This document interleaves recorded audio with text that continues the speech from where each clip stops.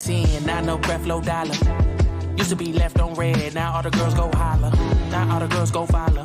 All the fake fans gon' pile up. I need peace to borrow, get that shit right back tomorrow. Somehow all the fans go bravo. Smile so much to hide my sorrows. Faith is shaky in vibrato. I can't hold a frown too long. Mic check. Osiris here. Elon. What's going on, Elon? Doing the sound check. We'll get started in a second. I can't hold a frown too long. I can't stay down too long. Look, running from pain, running from strain, running from things, running from schemes. Couple things I know, couple things I show, couple things I don't. I can tell you my problems.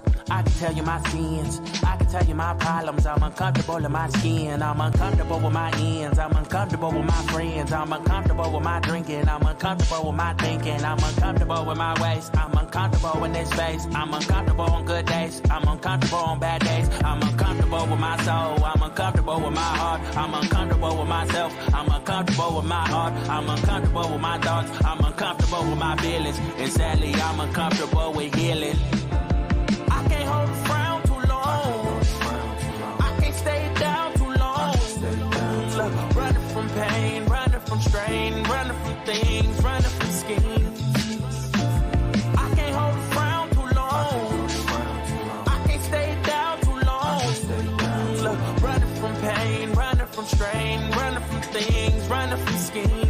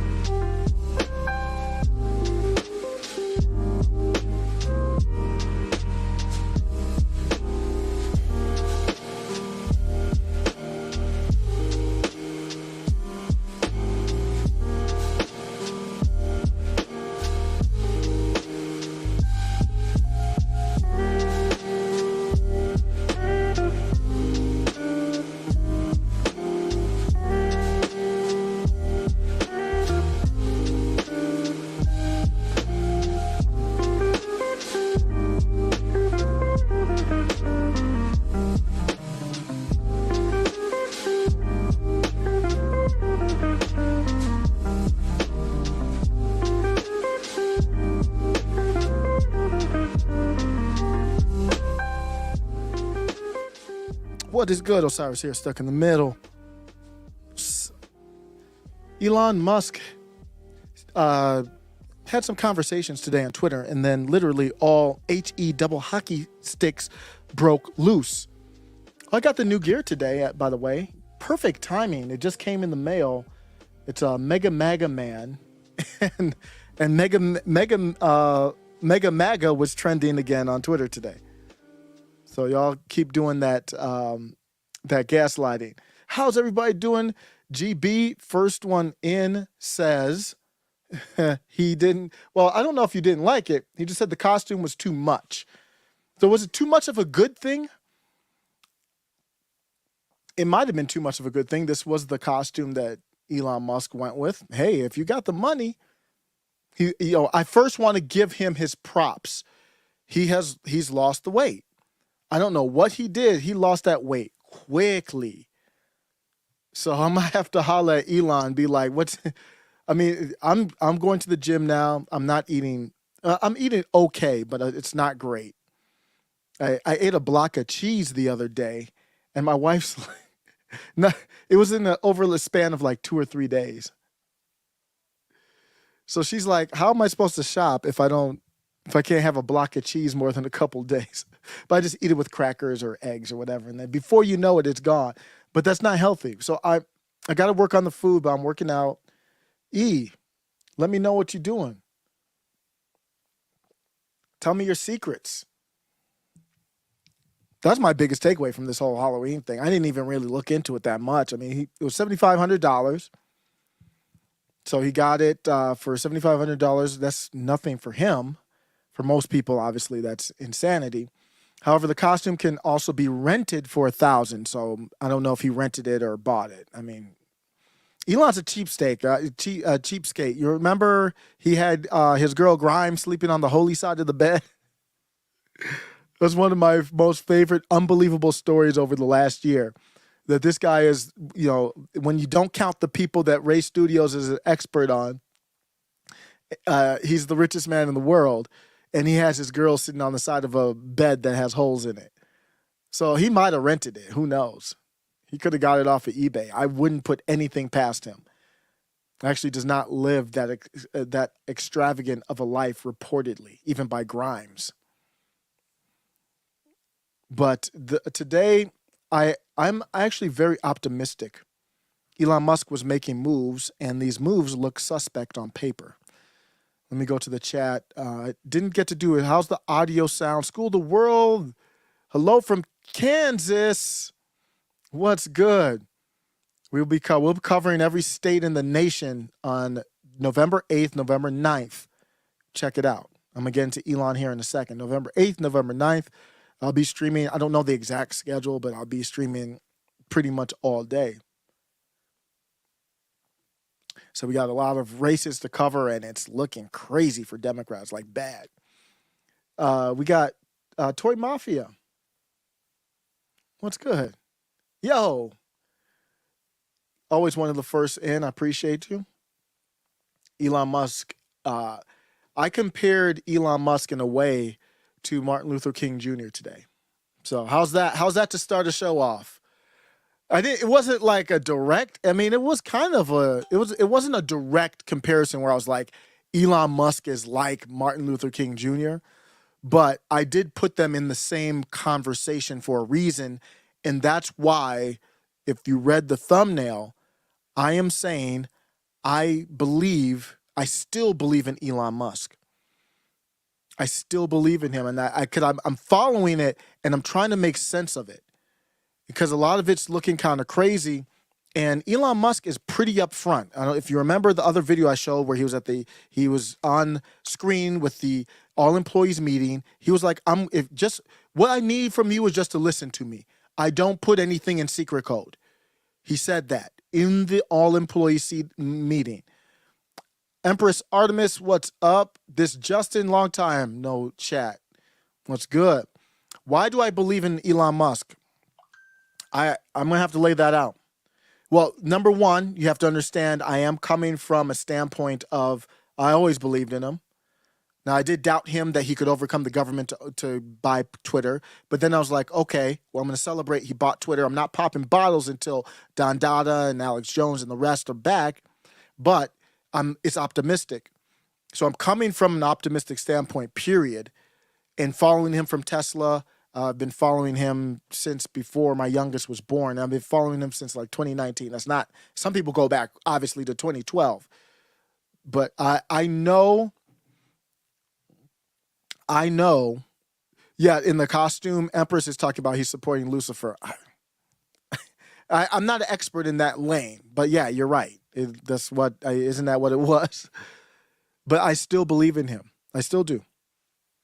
I'm going to lay out why.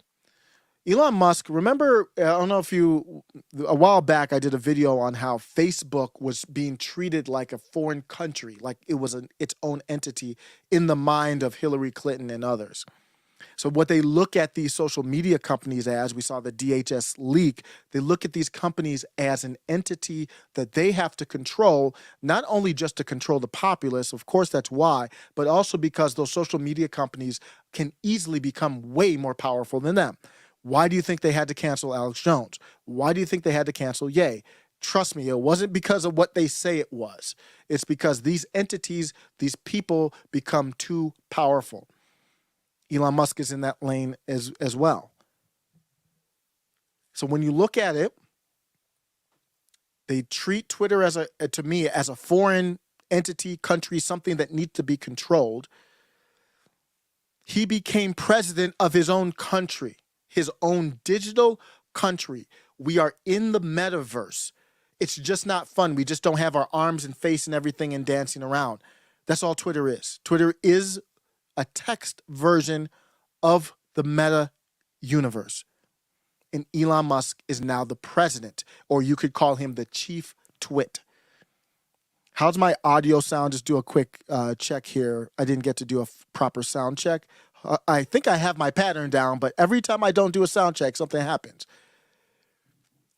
Hopefully it's not sounding like, and I watch Viva Fry, and he has the same issues too sometimes. I got to get a setup where I just don't move it. That's for sure. I have a laptop which I plug and unplug, which is not great. But, so Empress knows something more about it than I did not look into it, so let me go back. We're still on the costume, okay. It was a champion guardian, a high-level demon for Satan, so Elon can kiss my angel ass. Empress Artemis with bars.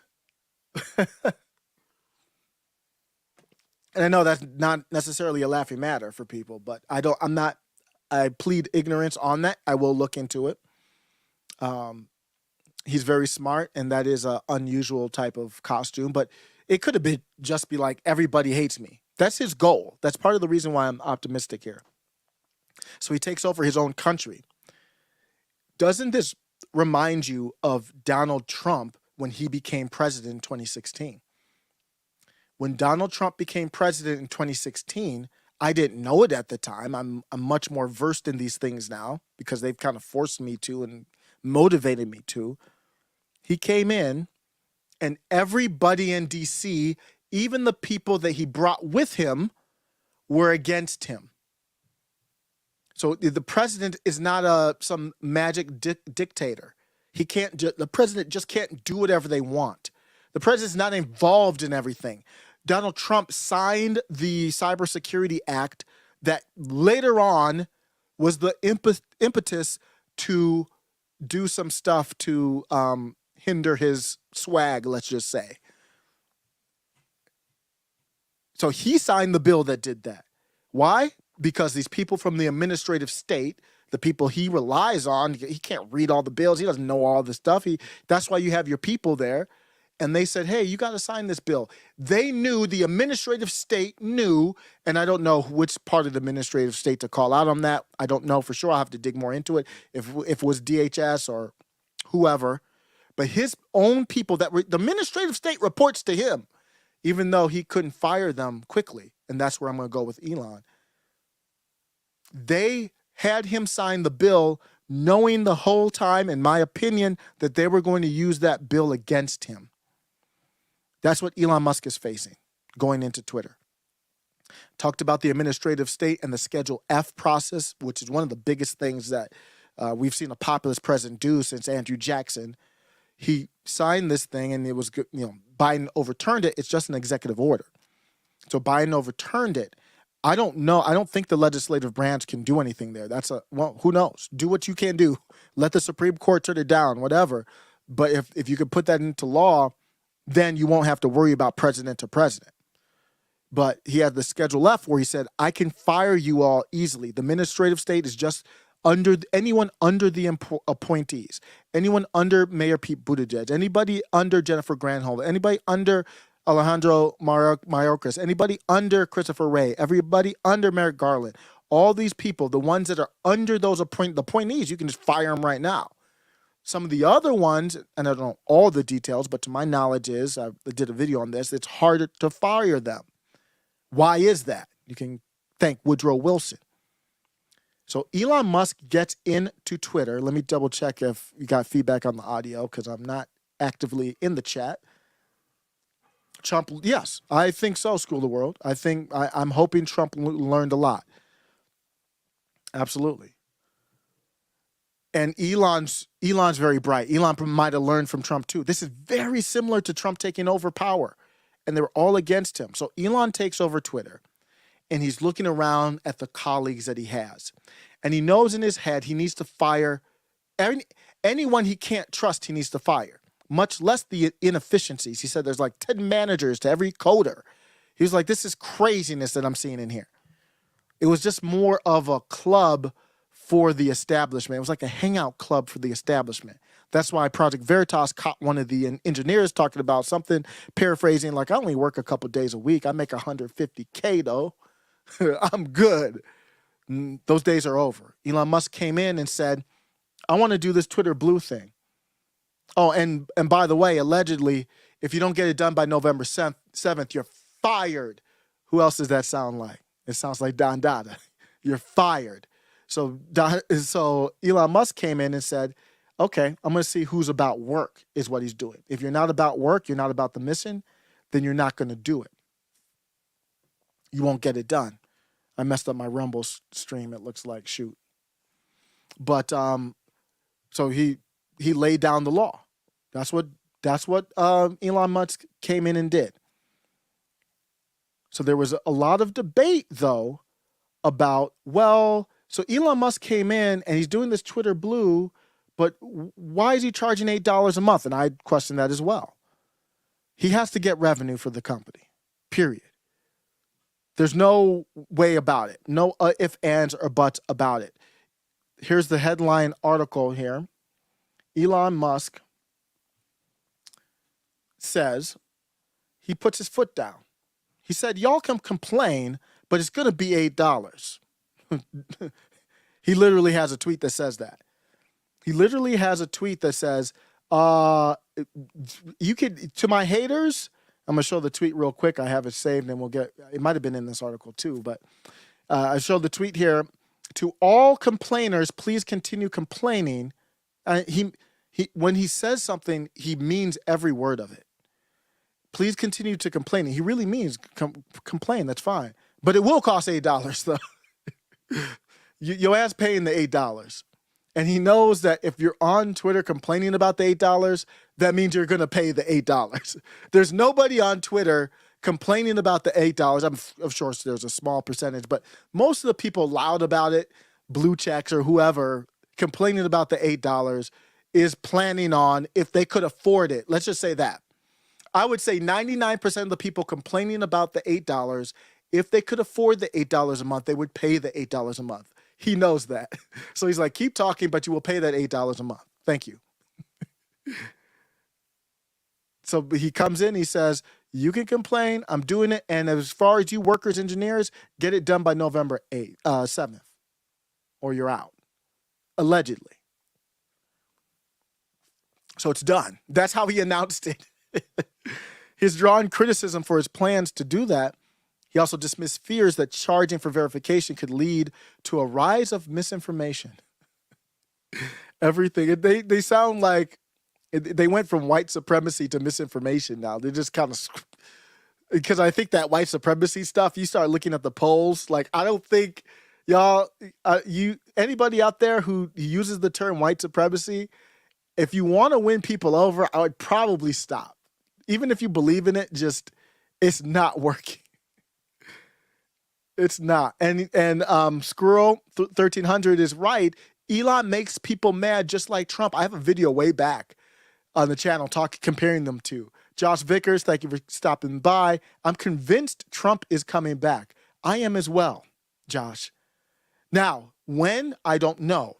But so that's the Twitter Blue stuff. He's coming in. He's laid off, I believe, 25%. It's going to be more. And I'll sidetrack for a second. We're going to see, this reminds me of, I just feel it. I can feel it, like tangibly feel it. And I think that's what experience is. I lived through 2008. I worked for a mortgage company around a little bit after 2008. If you know, obviously the mortgage business tanked. I worked for a small mortgage company. They closed the door. It was tears and everything because it was a small family, small knit group, fun times in Greenfield, Michigan. There's going to be more layoffs, in my opinion. I think we plan, prepare, stay positive, prayers up, but there's going to be a lot of layoffs. We haven't even started to see it yet. They're artificially keeping some costs low right now before the midterms. This thing by January, this thing's gonna blow up. I got my ISOM over here. Shout out to Eric July. But yeah, stay positive, prayers up. But they cut 25%. He's trying to get the money right. He's got loans to pay off. He's got bills to pay. Elon Musk is worth a lot of money, but he doesn't have a lot of it in cash. So I'm not trying to be feel sorry for the dude. I'm just saying, don't act like he's Scrooge McDuck diving into gold coins. That's not how it works.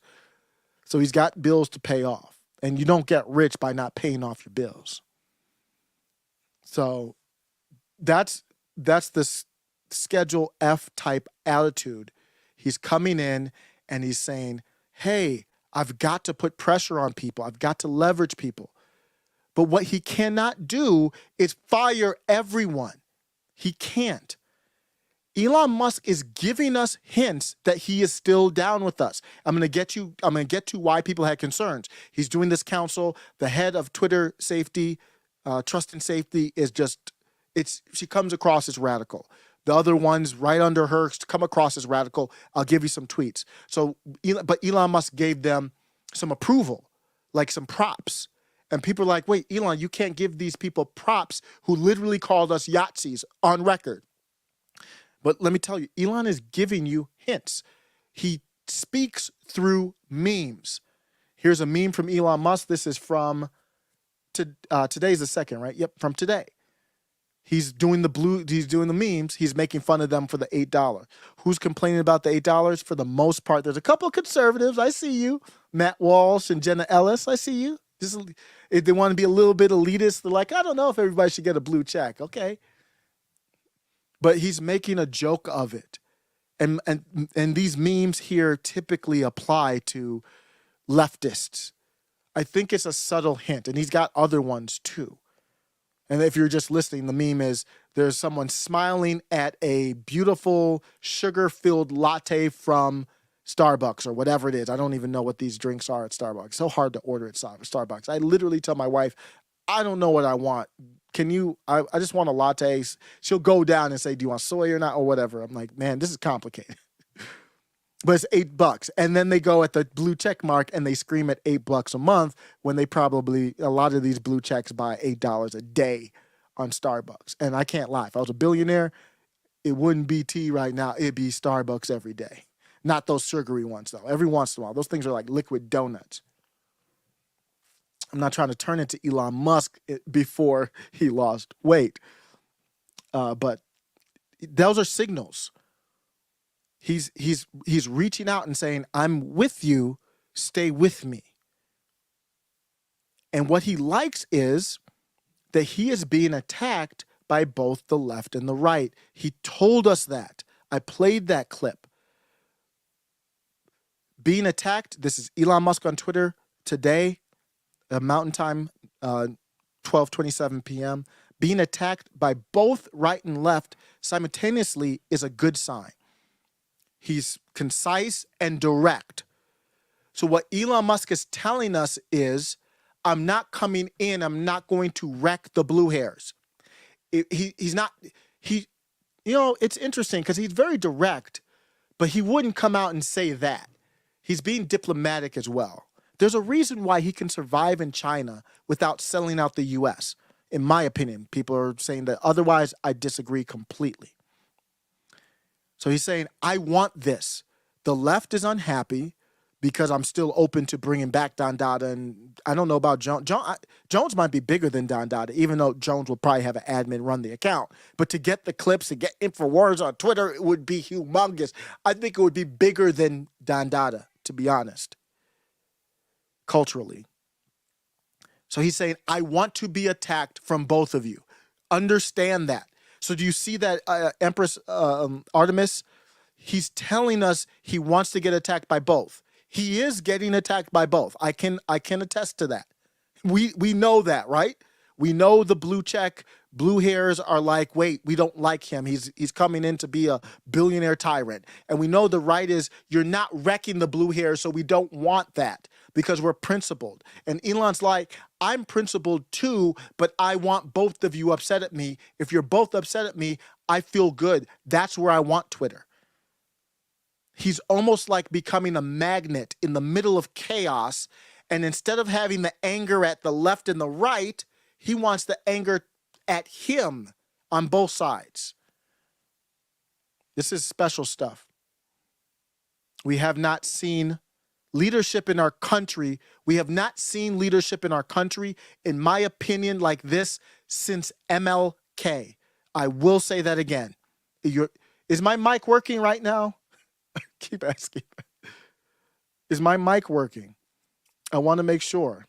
A School of the World says, I thought it was $20. That was a rumor. And I think he was thinking about it. $20 would be, I think, be too high. I mean, if I could afford it, I'd pay it. But I don't. With creating a price point, if you create, like, so for example, if I've got a bag of tea, here's my tea. They're not paying me, so I'm covering the name. I'm just joking. So here's my tea. If this bag of tea is $50, I'm out. If it's 8, if it's 10, maybe I like it so much, 12, 15, basic economics, I'll still buy it. But there's a sweet spot. So he's throwing it out to find the sweet spot. I think he was thinking about 20.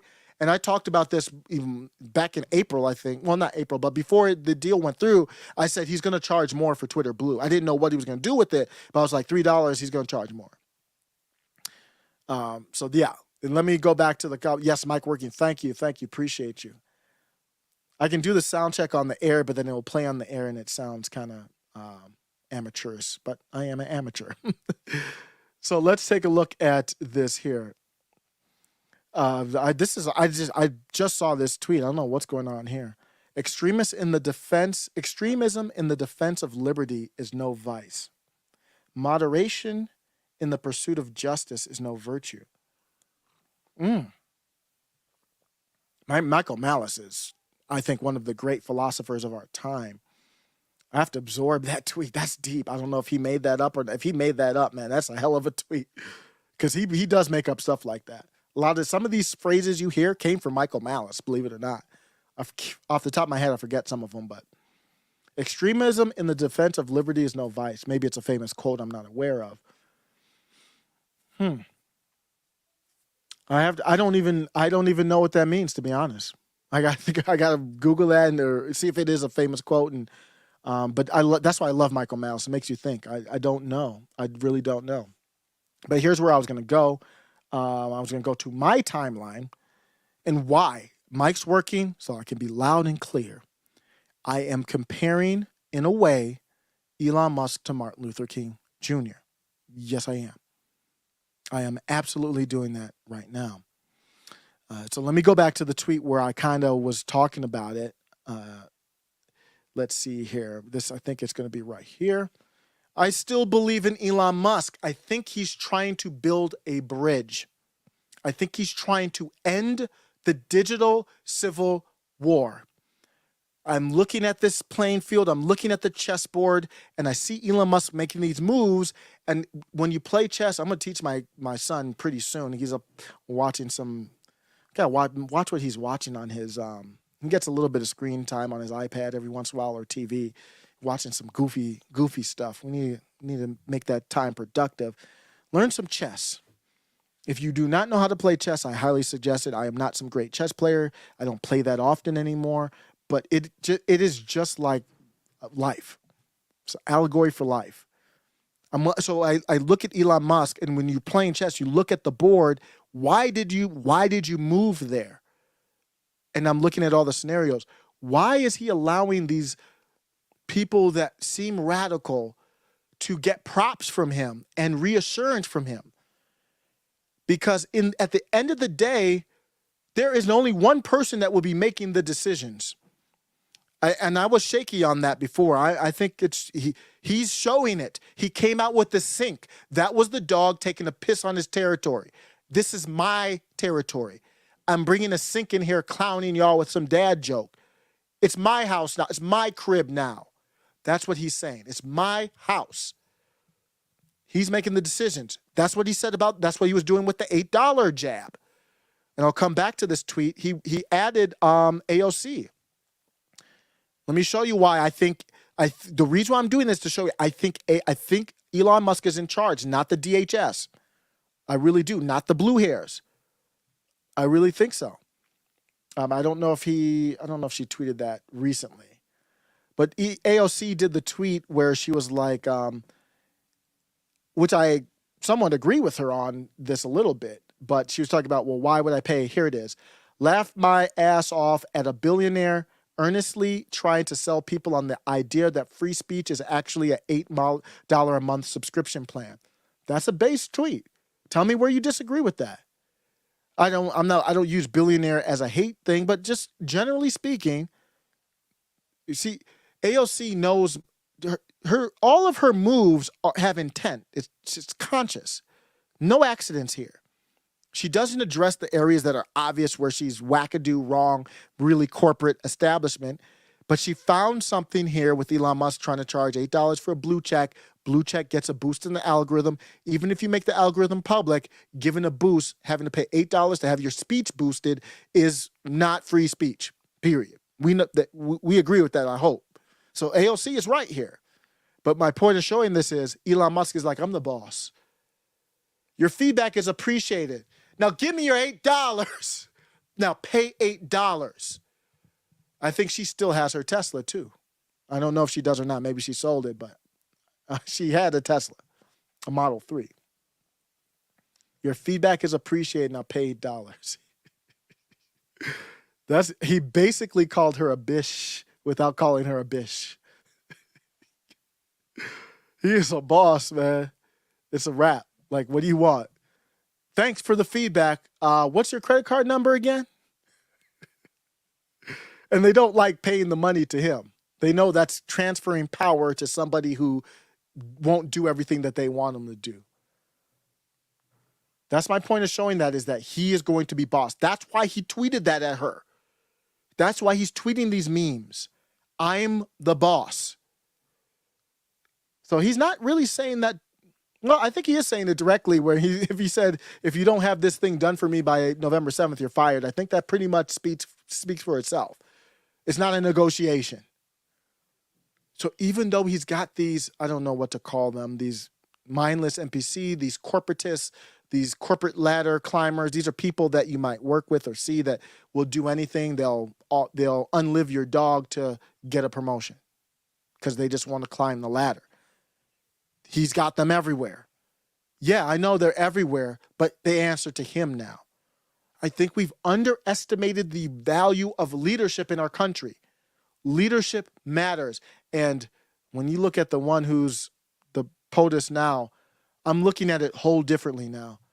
Because I'm like, he's just a puppet. Who cares? No. Leaders matter. Leaders set the tone. They are extremely important. Most people are followers, including myself, to varying degrees. What I mean by that is you might be a follower of, like, you might follow people at a 50% clip. Like, you might need to have a standard of certain standard to say, I'm going to follow somebody through this figurative brick wall. Like, for me, I'm a follower of Dave Smith. Comic Dave Smith is a leader. I got a whole bunch to talk about Dave Smith in Arizona. There's a lot going on. Woo!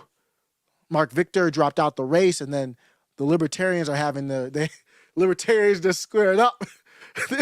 What's happening with the Libertarian Party is crazy, man.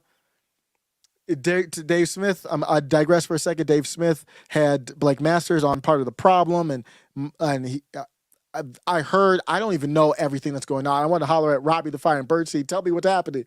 But from what I saw, Dave Smith put pressure is what the rumor was, at least for me. I don't know if that's true or not. I think he should. I think he should have put rumor on Mark Victor to drop out to help Blake Masters, because Blake Masters is a good enough populist candidate that we don't need a libertarian to spoil him. But the gloves came off the Libertarian Party. They were in the streets. Like, Dave Smith was trending on Twitter because they were in the streets, hands like swoop, swoop, swoop. And all that is people who didn't like Dave for the most part. But my point is, I follow Dave. I'm a follower, but maybe there's only 10% of the personalities out there that I would follow. Elon Musk, I'll follow, even though I will cut ties if I need to cut ties. But you know what I mean. Some people, they'll follow anybody. They'll follow Nancy P. The Nancy P and Paulie P say some leftist vagabond came off the street in our crib and broke the glass and walked up in there. It's like, yeah, master, that's what happened. They claim they have video of it. Please show it. I mean, I don't know where we go from that, but I do not believe that that's the case. Just me. But forget about who's right or wrong there. Some people just follow whatever. That's the blue pill. So the leader matters. A lot of people want this digital war to go on the right as well, on the libertarian side as well. That's what the Dave Smith move was. The Dave Smith move was, we pick our battles. Blake Masters is good enough. He gets the approval for me. We don't need to fight this battle. Some people just want to fight battles. That's what some people want to do because that's what they like. That's what makes them money. That's what makes them feel good. For different reasons. But Comic Dave Smith is a leader saying, I will say this is the battle we picked. This is not, I mean, he's not going to demand it, but he'll say, this is the battle I think we should fight. This is not. Dr. Oz. So Eric, what's Eric's last name? Eric for Senate. Eric, is it, shoot, I forgot. Is it Odlin? I forgot. The Eric in Pennsylvania running for Senate, Libertarian Party. He shouldn't drop out. Dr. Oz is garbage. He does not get the sign of approval, so he can get wrecked. So you choose your battles. But what Elon is doing is trying to get the anger all pointed at him. That alone will kind of be a ceasefire. Imagine if you're looking at the sunflower country and then the country led by the guy who I think allegedly people said he has Alzheimer's or Parkinson's or something. But you're led by, he looks kind of like Luke Rudowski, the leader. So you got the two countries warring at each other. Imagine if you could put a magic orb, like maybe it was an alien that just landed over the eastern part of the sunflower country and the western part of the old USSR. And then those two factions, they don't fight with maybe they still got beef and there's a little pot shotting, but they're actually aiming at the orb now. That's what Elon Musk is coming in to do. This is amazing stuff. This is amazing stuff. He's doing this on purpose. He doesn't do anything by accident. Now, sometimes he'll come up with ideas by accident, but he's a hell of a mind. This dude is another level of a thinker. I don't know if he has a Neuralink already. That's how next level he is. He might have we wouldn't know. Who would know? He might have a Neuralink right now, a prototype, just like he has the newest full self-driving in his newest Model S. He's like, okay, I'm coming in. I want both sides. You saw me put the tweet. I'm not making this up. He said that. He wants both of them fighting him, and they're not fighting each other as much. Notice. It's very interesting. Like he's like I don't want to call him a superhero, but somebody absorbing the power of all that angst. And I think he wants to find a way to end it. So how do you end it if you come in and you fire these people? Let's talk about some of these people, because that's my tweet. Maybe some people want the Civil War to continue because of revenge, profit. Maybe it makes them feel good in the short term. And I fall under that too. I'm clowning Paulie P. Is that the right thing to do? Is that something I would do in the before times, is clown Paulie P for getting hammered, allegedly? No, that's not something I would do. Would I be saying he was doing Thor cosplay? No, that's not something I would do. Not normally. So I'm not immune from this. I'm a part of it. I still will do it because why am I still participating in this civil battle? Because I'm not going to be a bish. I'm not. Fighting back does not mean I've become them. I still have standards. And I actually did a tweet on that too, where I talked about there's a cost to society. So before I go into the names of the problematic issues with Elon Musk, let me bring up on Twitter here. I think society is a word that will bring it up. And there's a cost to society. So here's the tweet. So I'm like, yeah, I'm going to do things that are unsavory. If you go back to the channel, believe it or not, to see my progress, and I don't think this is me becoming radical. I think this is me evolving. This is me tired of the punching. We're tired of being punching bags. We are going to figuratively, not any type of, real stuff, figuratively push back. That's what's happened. So you go back in the channel, remember Kamala Harris went to, was it Mexico? She went to, I forget which foreign, but it doesn't matter. She went to a foreign country and she was getting heckled and booed. And I actually did a video where I was like, I'm not for that. Believe it or not, I really did. It's on the channel. I think it was about immigration. You search Kamala's name on the channel. I kid you not. I did a video on that where I was like, I don't think this is good. I don't like this. I'm not a fan of this. I'm mad when I reference the video and I don't have it. But you show how I'm in such a different place now. I went from that to now doing the Polly P joke type of stuff. Let me see if I can find it to see if I can find a taste of it. Okay, I even said unacceptable. So look at this. I'm going to digress for a second. I did this video and I called it unacceptable. And so here it is. Guatemala protesters tell Kamala Harris to mind your own business. So this is a video that I did. And the title of the video is Unacceptable. Let me see if I can find it real quick.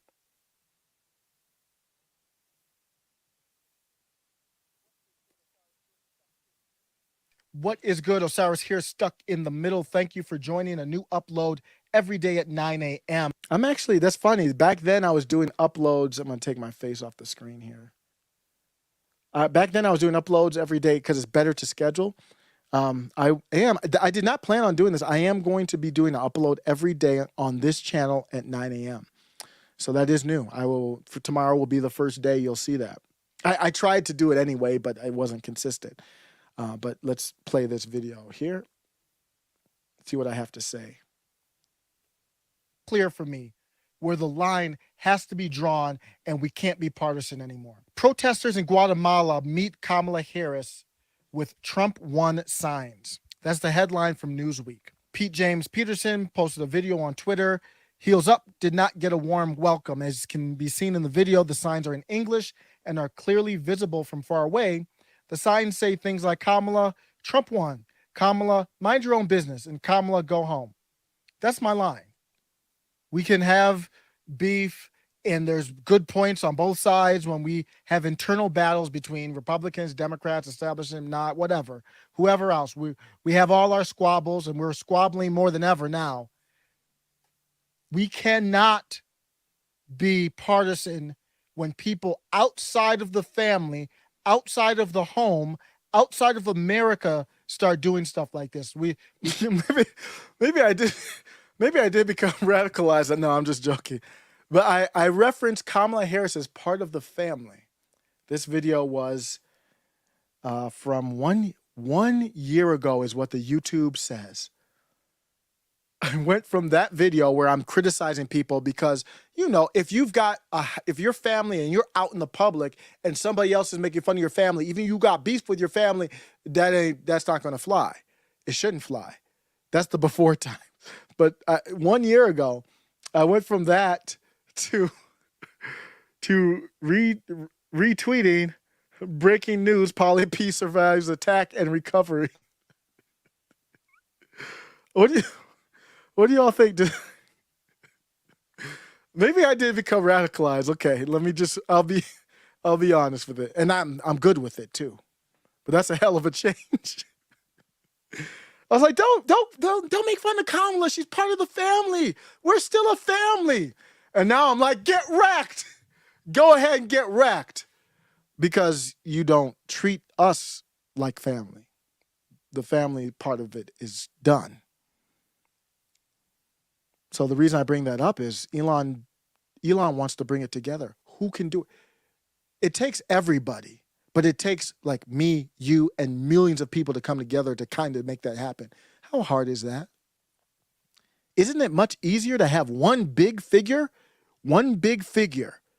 to bring to lead to bring everybody together? That's the easier way. Elon Musk is looking at it and he's saying, there's no, he goes by probabilities. He's a math guy, engineering guy, physics guy. What's the probability of common people putting their political swords aside and shaking hands and saying, I don't agree, but dap up? Enough to make a change? Not much. What's the probability of him being in the highlight, him being public enemy number one, and enacting change that way? Much higher. Because he's going to lead some of those people to change, and then he will direct all the fire. Do you see how brilliant this is? He's playing 4D chess. I watch Hotep Jesus. I don't know how to do 4D chess. I just play regular chess. But he's playing 3D chess or whatever they call it, 4D chess. You know what I'm talking about, the chess with the multiple layers. He's on another level. What he's seeing is there's a cost to society when you lose trust of people. Elon's a part of this too, but he's trying to signal to both sides. So he signaled to the establishment side, like, I'm going to keep you guys here. I trust you guys. I'm not against you guys. Then he does a little meme to go against for the populist. He's playing both sides equally. And now he's going to have the statistics to know exactly, oh, the conservatives, about 50% of the conservatives are upset, 50% of the establishment upset. Great. He has the algorithm now. He can literally look at the statistics. He can do the word clouds and all that. People questioned what happened, the process of I'm trying to avoid saying the E word. I'm like, the process of the process where we choose these feckless people who have been a part of destroying our country. People question that process. People see the money that Nancy P. and her husband are making with the appearance of insider information. You host a sham committee attacking common citizens for their beliefs. You flat out lie about what happens in a huge national security issue. That's my opinion, allegedly. And, funny thing is, which huge national security issue am I talking about people lying about? Pick one. There's probably about 3 or 4. The accusation of a lie is my opinion, not a fact. This is what happens. There's a cost to that. You can ban people, you can silence them, but the feelings don't go away. What relationship are you a part of in which silence, when you don't feel good about something, whether you're right or wrong, you feel some kind of way about something, the way somebody talked to you, the way that somebody said something, the way somebody looked at you? What relationship works well where you keep that secret? Never heard of it in my life. Our country is no different. This is what happens. Get wrecked. But Elon Musk sees this, and I'm going to get to the leftist part. That's going to be a big part of this. But Elon Musk sees this, and I think he is purposely, consciously doing this. I threw out a question, and my serious question is, I'm going to throw it out to you all right now and then take a break in the chat. I want you to think about this one. And then I'll get to the leftist that he's keeping on, that he's bigging up. Serious question. Who was the last prominent leader in America that tried to build bridges in an authentic manner? And what does prominent mean? Who knows? I'll just define prominent by someone you could go up to 100 random people in a row anywhere in the country and say their name, and you think about 100 of them would know it instantly like that. So I'm not saying Jesse Ventura is the guy. I'm just saying Jesse Ventura, no. I would not expect 100 people to know who he is. Bob Dole, no. I do not expect 100 people to know who he is. Barack Obama, Bill Clinton, Elon Musk, maybe Candace Owens. I don't think she would qualify, but I think she would be pretty high up there. Ye would qualify up there. If you say Kanye West to 100 people know who he is. That's why he's getting wrecked, losing his bank account, all that kind of stuff. Who? Elon's trying to be that person. That's what he's trying to do. He's trying to build a bridge. Let's go to the leftists and what I mean by that. So the people are talking about there's been chaos on Twitter. Yeah, there's been chaos. Let me show you something here that I found very interesting. I think you might also. So let me go find it here. I'm just going to go to Elon's timeline. I'm sorry, I have so many links saved. I went to my link and I couldn't find. I thought I had it saved, but I can just go to Elon's timeline and show you he's giving people support. Let me go down here and find it. And I'm going to name some names here.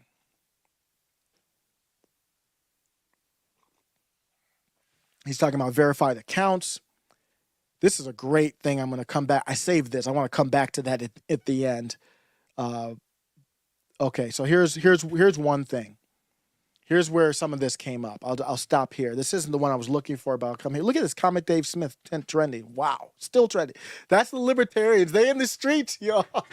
The Libertarian Party is in the streets, and they are going heads up, and I'm here for it. Mises Caucus, Dave Smith, Michael Heiss, Angela McCardle, Robbie the Fire Bernstein, all y'all, I'm on your side. But here's what happened with Elon. So Elon gave recommendation, what should I say? He gave him kind of like a recommendation, a big up, of this Yoel Roth. And I have nothing against Yoel Roth. No, I have no reason to hate you, Yoel. I hope you don't. We might not agree on things, but I don't hate you. I hope you don't hate me. But Yoel Roth is high up in Twitter. He's the director, I believe. I look these people up so often, I probably have it memorized. But I think I think I showed this on the video a while back. He's the director of truth and safety. And then this other person I'm going to show you is above him. But Yoel Roth tweeted in 2017, yes, that person in the pink hat is clearly a bigger threat to your brand of feminism than actual yacht sees in the White House. You just get the basic gist of it against MAGA, Don Dada. Elon Musk comes in and says, basically, because Elon Musk knows people are like Benny Johnson says, Dear Elon, I want you to succeed at Twitter. This critique is based only on cold, hard facts. You will never restore public trust at Twitter when the guy in charge thinks 100 million Americans who support America First are literal yacht-sees. Not possible. He wants this person to go. And I'm sitting back, and I have not called for him to go. My first reaction was, Yoel, you don't know me. I don't know you.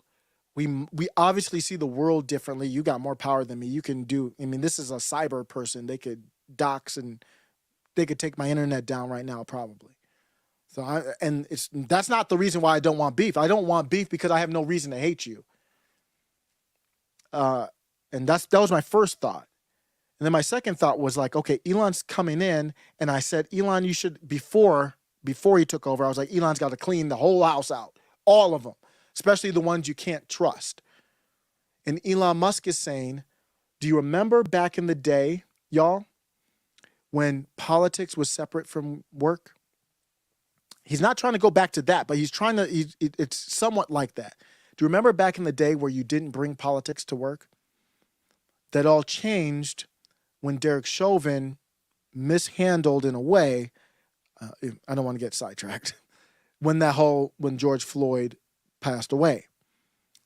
At that point, you could bring politics to the work if it were Yoel Roth politics. You could bring it to the work. If it was Steve Bannon politics, you don't bring it to the work unless you want that to be your last day at work. So they brought politics to the workplace to infiltrate it, just no different than the universities. And you have Twitter riddled with ex-CIA, ex-FBI, all of them in the government in Twitter. And then you've got Yoel Roth all throughout Twitter at high up levels. So what is Elon to do? He can't fire all of them. He can't fire everybody. And what is he going to do? Fire Yoel Roth? And I don't want that to happen. Even if he could replace him with, because I see Elon's vision now. if I didn't see Elon's vision, I would agree with Benny Johnson. I would want him fired. But I see Elon's vision. Elon is extending an olive branch. He's saying, and Elon said it himself. Let me find it. Sorry, I haven't been able to look in the chat here. See, oh gosh, these bots. Sorry, y'all. I got to make somebody a moderator or something. Joe is yelling about MAGA Republicans again. Yeah, he's giving the speech. I heard that was coming. Maybe I should have covered it live, but I'll have to absorb it.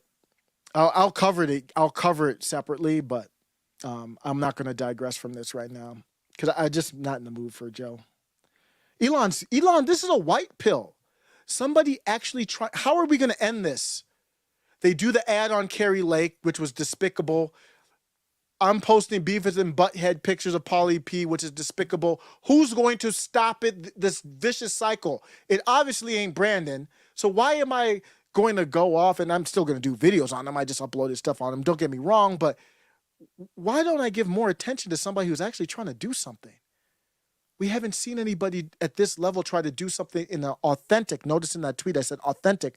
The reason why I said that is because there is a person who did do it at one point, but we found out real quickly he was inauthentic.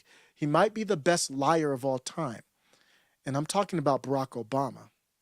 For a second, Barack Obama brought the country together more than any leader since Martin Luther King Jr. But he was a liar. He was a fake. He was a phony. He was a fraud. He was a sellout. But I'm going to do a separate video on that. But, besides Barack Obama's phoniness, this was in 2008 because as time went on, well, after the collapse of the bank, he was exposed. But Elon Musk is doing something positive. So I'm really happy to highlight that. So this person, Yoel Roth, people on the populist side are very unhappy with him. And people on the establishment side think he's an ally in there to them. So Elon Musk, I don't need to search my name. Actually, I did tweet at him. I might actually delete that tweet because I don't want to ruffle the wrong feathers because you go out misstep, you can get wrecked real quickly. We're dealing with some really dangerous, mentally deranged, and I'm not talking about because I don't know him, but in general, there's some people obviously who are deranged that will wreck your life. But here's more thoughts of him from here. Yoel Roth, Trust and Safety, Twitter. He said something to the case here that the patriarchy is bland white dudes incorrectly mansplaining to their girlfriends what breed my dog is. I mean, his tweets are good, funny, kind of witty tweets from the left, but you can see he's the establishment type. But I want to find the piece where Elon bigged him up. Nope, that was not it. Oh, because he added Elon. So let me see if I can find it through here. And you see everybody on the populist right. New Knowledge got caught buying. So New Knowledge is this company that she used to work with. Well, this is Renee. I'm skipping ahead. Sorry. I haven't even talked about Renee yet. I can't find the Elon tweet because it's been just crazy. Let's talk about Renee. Renee DeResta is also Trust and Safety at Twitter. And I'm going to have to share a new browser. Let me tell you why I have to share a new browser to show tweets from her. Renee has me blocked on Twitter. That's a scary stuff. Renee has me blocked on Twitter. This is not mine. I can go and see if I can find her handle to show you. I have never interacted with her in my life. So I don't know if I'm on a block list or she could have seen it. Because I have at some, sometimes these people that you don't think they really see you, they might see you. No upside. Let me see if this is the right handle. I don't know if I can even find it. Okay, here it is. She has me blocked on Twitter. I don't know who the hell she is. That's some scary stuff. So people on the populist right, and I'm like the black milquetoast version of Tim Pool, basically. And I'm blocked. Like I'm not even, I don't consider myself. Maybe others do, or you don't know somebody. That's crazy. She actually took the time to block me on Twitter. But you can go to an incognito tab, and that's fine if she blocked me on Twitter. I don't really care. But now I have to go to incognito tab just to show you who she is. Craziness. And so she is another person that is bringing, I'm play a video clip. Jack Posovic tweeted this, and there's some other clips that I can't play from her that are, I don't even know how I want to describe it, if I want to say frightening or what. But let me see if I can find it here. Oh, can I not share? Okay, new tab. Okay, let me go here. So let me show you a little bit about her. And I don't know if she's going to be on this new moderation council. But this is why people are against Elon, because he gave her props too. He met with her. She didn't even put her, she's a Twitter employee. I didn't know that she didn't have her stuff in there, but if you go down and look at it, she's going back and forth with Darren Beattie. Darren Beattie and her have serious beef. So Darren Beattie says, let's blow this thread up so Elon's forced to see it. This is the current head of Twitter safety and integrity, is Renee here. So Darren Beattie, who's more of a populist type, former Trump type dude, her name is Renee DiResta. It turns out DiResta's name is associated with one of the most explosive and aggressively covered up, and he's going to talk about the First Amendment rights in violation. And this is somebody who Elon Musk is not getting rid of at this point. He got rid of Vijaya Gotti, which was interesting, but he's not getting rid of it. He can't get rid of all of them. He cannot get rid of all of them. So if he gets rid of one of them, who is he going to replace them with? It's the same thing as Donald Trump in the administrative state. There's no bench strength there. Who are you going to replace him with? So if you, I saw this from Valuetainment. Let me see if I can find this here. From Valuetainment, there was a video here of there was a video of someone who went on a college tour, and they talked about how the tour went. These universities are the gateway. So anybody from the pool, I found it here, so let me share it. Anybody that Elon's going to choose from, if he fired all these people, he might have people at Tesla he trusts, but they're working on Tesla. Like, they can't do everything. So he might find some more people he can trust and change his mind. But take a look at this. This is what the universities, according to, what's his name? Tom, right? Tom Ellsworth. This is what it was like when he's taking I think it was his daughter on college tours. We're the welcoming. We already have gender studies courses. We already have our school clinic has access to gender reassignment drugs and can even help coordinate surgeries. This is what they were saying at the first 7 minutes of the speech. Name the institution. So he's talking about taking a high school senior or junior on these college tours to decide, where am I going to spend my 60, 70, 80 grand a year? What do they talk about on the tour? What's the first thing they talk about on the tours? But I will say there was something in common.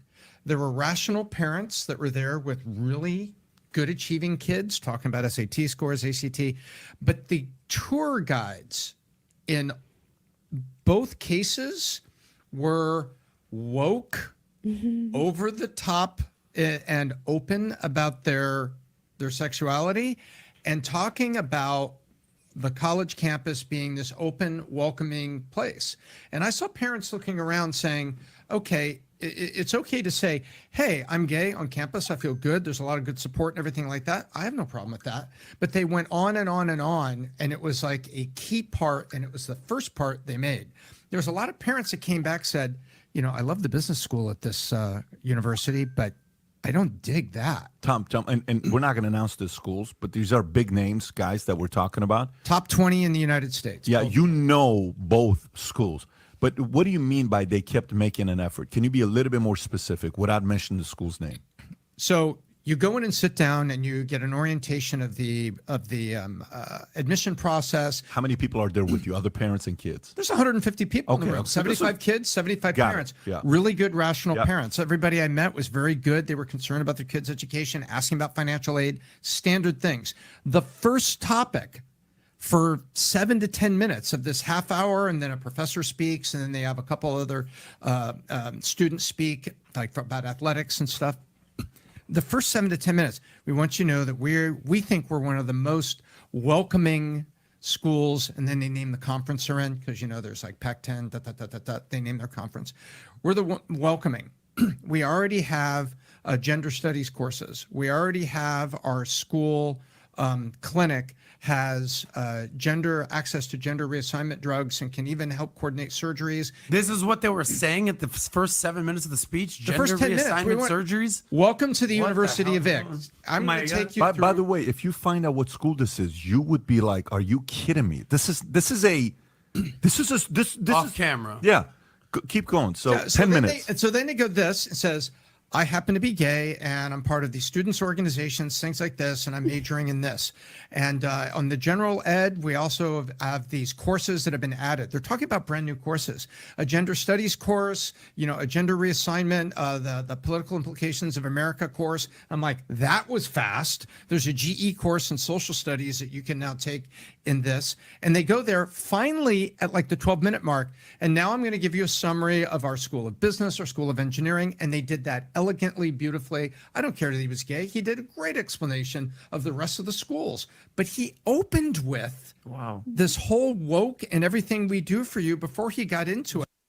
So that the testament. So that's the pool of people that Elon Musk has to choose from. Who are you firing for what? All you need is leverage over somebody. So Elon Musk is like, your politics are your politics. Who disagrees with this? Elon Musk says, yo, in my opinion, this is the message he's sending. Yo, your politics are your politics. It doesn't matter as long as you're not breaking the law. When it comes to Twitter, I'm the boss, and I want you to be mad at me, and I want the other side to be mad at me. Are you good with that? And that's the deal. If Yoel's not good with it, he's going to be gone. And then he'll try the next, and I don't want to use derogatory terms, whatever robot. I can't describe him without being negative. I apologize. The next NPC robot, you come up. Here's the deal. You can have your politics. When it comes to Twitter, I'm the boss, and I want you mad and the other side mad. You good with that? Okay, now you're on board. That's what Yoel's not there without making a sacrifice. And I've talked about it because I've gone through those moments where I'm like, I want us to be together. I talk about mega communism. I was like, Jussie Smollett, you had all this stuff happen, but I'm not against you. I just said, Yoel, I don't hate you. I still want to come together. I have those moments. But the question is, what are you willing to sacrifice? Elon Musk doesn't agree with all of them, but he's willing to sacrifice in the sake of peace. And I'm going to end the Elon Musk portion of this with this tweet here. This tweet is really profound, and it's on the Elon Musk timeline. Is anybody out there still doubting how important Twitter is with all the news of the government involvement, Elon, and this whole battle over it? I mean, not everybody in the world's on Twitter. A lot of people don't know what's happening with this battle. When I was blue-pilled, I was barely on Twitter, didn't care for it, not that I didn't like it, I just wasn't part of me at all, of my routine. But now it is. And I'm not saying you have to be on it. What I'm saying is that it is important. That should be pretty much something that we all agree on, whether you're on there or not. There's a civil war going on over it. What's this tweet here? I haven't seen this one.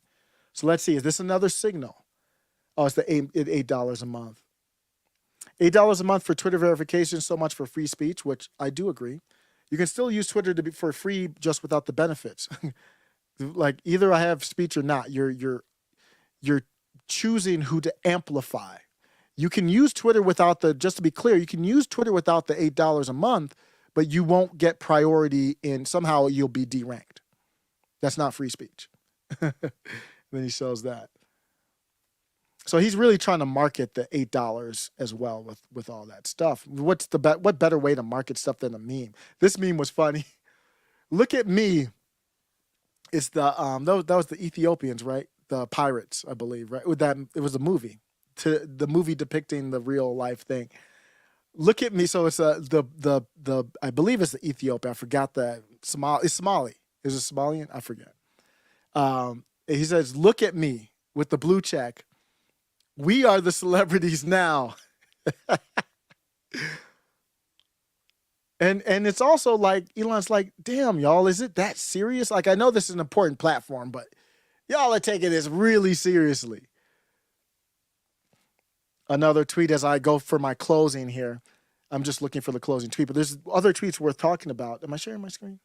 Yeah. Twitter is simply the most interesting place on the internet. That's why you're reading this tweet right now. Very smart. 300,000 likes. You can see the likes move up as we're watching the video because he has over 100 million followers. Look at this. So somebody replies to him, a blue check replies, "That's why it's so sad watching you play with it like it's a toy and you're a child." He just replied $8. He's one of the best. Some of the best people, the top 2 people, well, let's do 3. The top 3 people using Twitter ever. I'm gonna go in order. Top 3. Number 3, Michael Malice. The dude is he's just brilliant. Like, Twitter's too easy for him. That's how brilliant he is. I like Hotep Jesus too, and for some reason he blocked me. But Michael Malice, number 3. Number 2, Don Dada's number 2 because Elon is the best. He's the GOAT. He proves it over and over again. So you see, he's he's owning a NPC. I assume that's an NPC. I don't know if some of these NPCs are on the right, but he's just owning them. It's not on one side. We could talk about the why. I wonder if Biden's going to address this tweet. I know Crean Jean-Pierre did this tweet. I'll come back to that after I find the tweet I'm really looking for. Elon said the system is working. I'll come back to that in a second. I think it's in here. I might have to go to his actual replies. I'm just in his main feed. But I want to end it on this. This is the tweet I want to end it on. This person here wanted to just make a statement. Michael Dell, who I don't know, who has a lot of followers, but he said when he tweeted this, "Win or lose, respect to Elon Musk for being the man in the arena." And I'm not familiar with this quote. I'm sure, because I think a friend of show, Ray Studios, loves Teddy Roosevelt, and I do too. I've just never heard this quote. Many of you probably have. I have not. The man in the arena. It is not the critic who counts, not the man who points out how the strong man stumbles, or where the doer of deeds could have done them better. The credit belongs to the man who is actually in the arena, whose face is marred by dust and sweat and blood, who strives valiantly, who errs, who comes short again and again, who spends himself in a worthy cause, who at the best knows in the end the triumph of high achievement, and who at the worst, if he fails, at the least fails while daring greatly, so that his place shall never be with those cold and timid souls who neither know victory nor defeat. That's what Elon's about. Let me know what you think about Elon. I'm going to go to the chat real quick, and then we'll come back to this situation. What an embarrassment. This is why you don't let an intern or whoever's running their account run there. I apologize if I'm scrolling too fast. But where is it at? Here it is. Okay. Let me go to the chat first and then see what the vibe is like. David Ryan, thanks for coming through. Casual Goat's like, I'm a goat. Yes, he is. Yes, he is. Thank you for stopping by, sir. David Ryan says, I think one needs to read the Mars trilogy to really grow Elon. What is that? Oh, you're talking about the one that was on Netflix? Actually, I'm not sure if I know which one you're talking about there. Takes over a digital country in the metaverse. I hear you. Yep. It's Halloween. He's trolling. Yes. Yeah.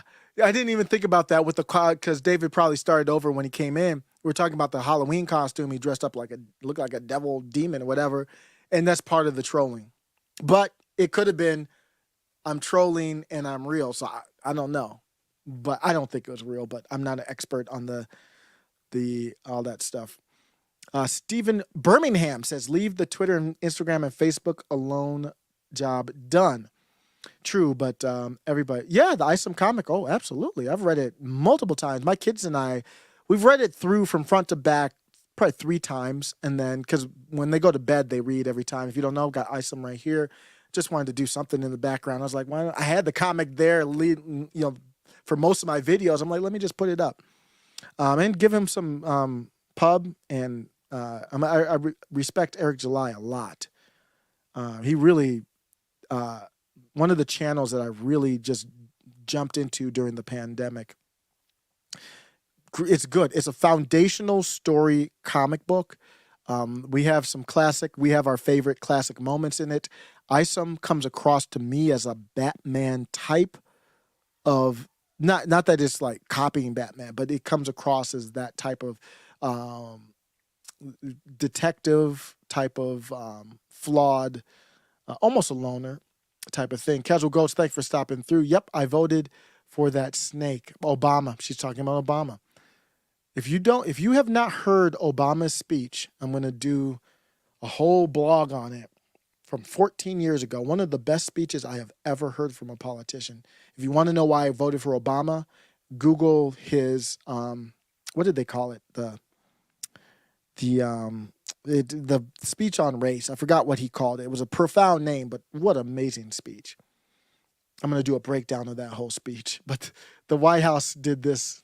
I don't know when it happened because it was already taken down by the time I jumped in. Karine Jean-Pierre had to talk about it. This was tweeted by the official White House account. I didn't know they could delete tweets. I thought they had to keep them up for archive purposes because wasn't there that thing where Trump and AOC had to keep their tweets up, or they couldn't block people, actually. So seniors from the White House, seniors are getting the biggest increase in their Social Security checks in 10 years through President Biden's leadership. We've been getting a lot of these fake gaslighting tweets from all sides. Biden's just as bad as Trump, probably even worse than Trump. They used to have a counter to count every lie of Trump. They started the counter with Biden, and they were like, it's getting too... They stopped it, but I think they stopped it because the counter was going up way too fast. But there was the tweet. Probably some 20-year-old did that. Who knows?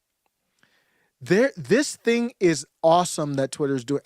From my experience, before this happened, I actually literally had a tweet about it. I tweeted and I was like, has anybody else seen these?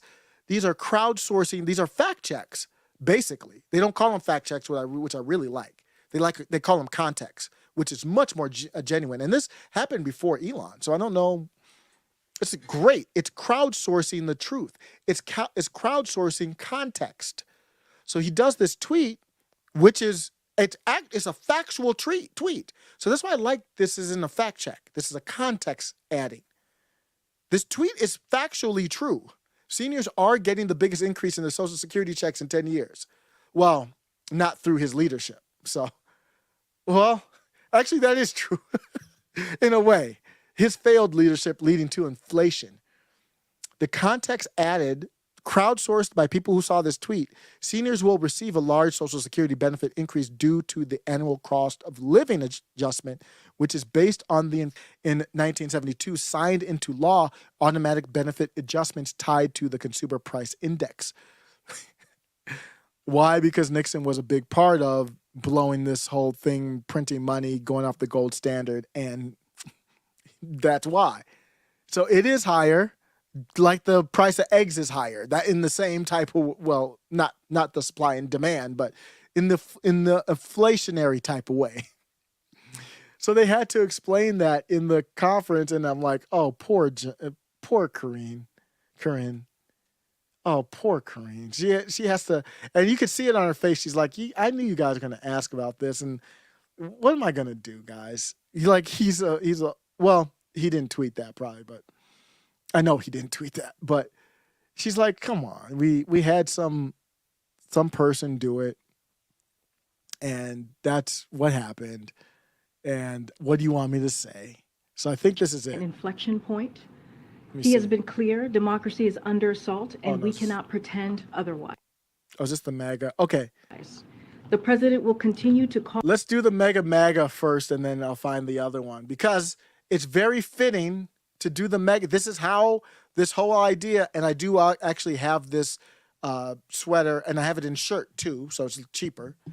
I like sweaters, but it says Mega MAGA Man, and I had feedback. They said they make the Mega Man helmet red, so I made it red, and then I have one that just says MAGA Man too.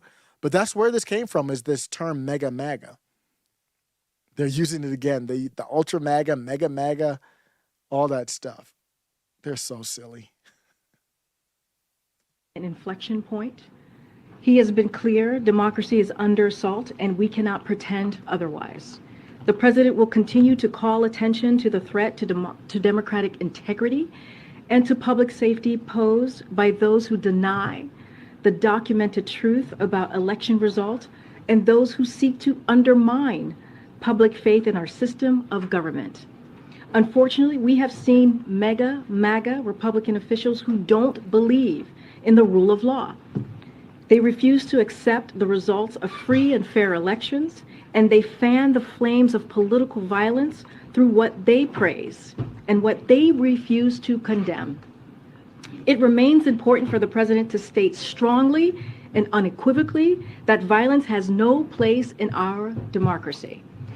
An inflection point. So there it is, the He has Mega been MAGA clear. reference. Democracy is The Mega MAGA reference, and it makes me always think about Killer Instinct. This is the Ultra, but remember, he started it off. Ultra MAGA, I think, was the first of the MAGA kind of quips.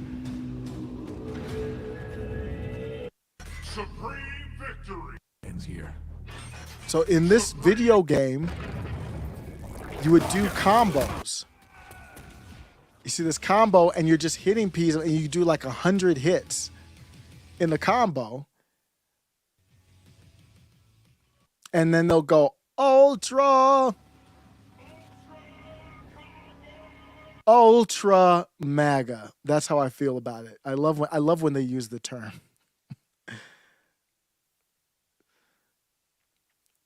So I'll go back to the chat, see how everybody's doing. What are you thinking? She makes me, Casual Gold says, she makes me miss Jen Psaki. Is it Psaki or Saki? I forget. Good friend of show, anti-friend of show, Jen Psaki. And they both make me miss Kaylee McEnany. She's good. Kaylee was good. I mean, she was good. The job is a professional liar's job, but Jen Psaki was good. She was very good at the job. I mean, she was one of the best ever because she had the least to work with. In our democracy, but we can send plenty of violence to other countries. Yeah. When you say our democracy, when they say our democracy, all they really mean is our power, as you probably are already aware of. So that's my thought on Elon Musk. I'm going to go to this. I referenced this speech. I honestly think it's one of the greatest speeches, political speeches ever done. I mean, there's only one small problem. It's also the greatest lie that any politician has told. There's nothing in the speech that Barack Obama holds near and dear to his heart. Let's just say that. But let me play it here. This is from the before times, and you will see it real quick. I got about 10 minutes or 7 minutes. I'll be out. Let me kind of go back here. The document they produced was eventually signed, but ultimately unfinished. It was stained by this nation's original sin of slavery, a question that divided the colonies and brought the convention to a stalemate until the founders chose to allow the slave trade to continue. So this is in the before times, the before times when slavery was brought up, it wasn't brought up in an off-putting manner. You'll listen to this stream and it's almost like a different dimension. And I think the leadership matters. People believed in him. This is Barack Obama. This is 14 years ago.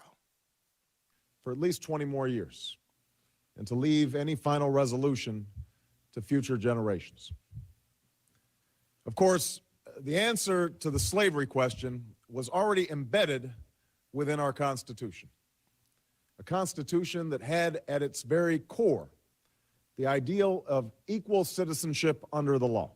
And now you have Eli Mistal on TV saying the Constitution's kind of trash.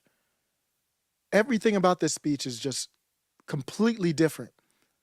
Now, if Democrats have you could see if Democrats make a U-turn and they find the next Obama, or it really could be anybody who can deliver a speech like this, they could have a chance, whether they're real or not.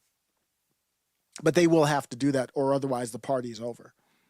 Literally. A Constitution that promised its people liberty and justice, and a union that could be and should be perfected over time.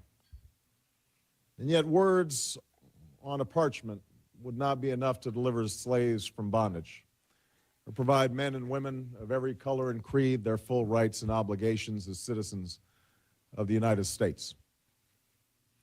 What would be needed were Americans in successive generations who were willing to do their part through protests and struggles on the streets and in the courts, through a civil war and civil disobedience, and always at great risk, to narrow that gap between the promise of our ideals and the reality of their time. This was one of the tasks we set forth at the beginning of this presidential campaign, to continue the long march of those who came before us, a march for a more just, more equal, more free, more caring, and more prosperous America. I chose to run for president at this moment in history because I believe deeply that we cannot solve the challenges of our time unless we solve them together, unless we perfect our union by understanding that we may have different stories, but we hold common hopes, that we may not look the same and may not have come from the same place, but we all want to move in the same direction towards a better future for our children and our grandchildren. And this belief comes from my unyielding faith in the decency and generosity of the American people. But it also comes from my own story. I'm the son of a black man from Kenya and a white woman from Kansas. I was raised with the help of a white grandfather who survived a depression to serve in Patton's army during World War II, and a white grandmother who worked on a bomber assembly line at Fort Leavenworth while he was overseas. I've gone to some of the best schools in America, and I've lived in one of the world's poorest nations. I am married to a black American who carries within her the blood of slaves and slave owners, an inheritance we pass on to our two precious daughters. I have brothers, sisters, nieces, nephews, uncles, and cousins of every race and every hue scattered across 3 continents. And for as long as I live, I will never forget that in no other country on earth is my story even possible. You see, this was back when Democrats pretended, at least, to love the country. You can, many of the people that voted for this man, in part because of speeches like this is amazing. It is one of the best presidential speeches I've ever heard, and I've listened to a lot of them. It was unbelievable speech. It's really what we need now. I don't think the speech, we need actions, but Speeches like this won't hurt from somebody as prominent. He was a rock star at this point, known for his speaking. He delivered it perfectly too. Man, he was good back then. I don't think he had any stutters or anything in this one.